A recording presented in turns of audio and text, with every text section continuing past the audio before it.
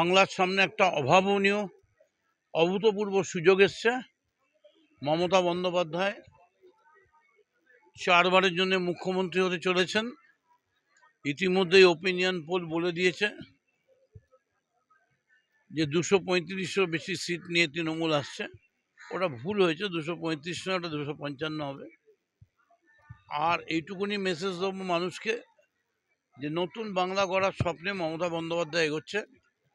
দিল্লি একে প্রতিপদে বাধা দিচ্ছে। আপনারা সংগঠিত হয়ে এমনভাবে ঐক্যবদ্ধ হন যাতে দিল্লির পায়ের তলা কেঁপে যায়। ভগবানের কাছে এটাই চাইলাম, ভগবান সকলকে শান্তি দাও, সুখ দাও।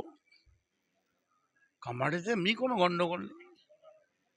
পুজো দিলাম, জয়ী করো, বিজয়ী ভব।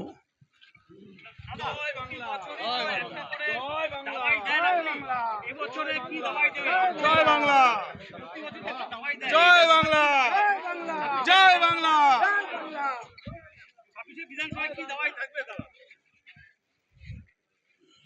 26শে বিধানসভায় নির্বাচনের পরে পরেই যেদিন 4 মে রেজাল্ট বেরোবে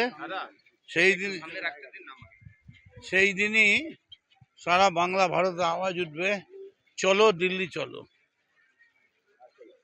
এটাই নয়।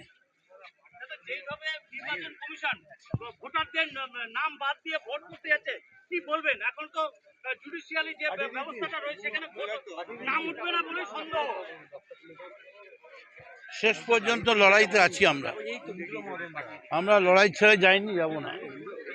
এটা উড়িষ্যা নয়, এটা দিল্লি নয়, এটা বোম্বে নয়।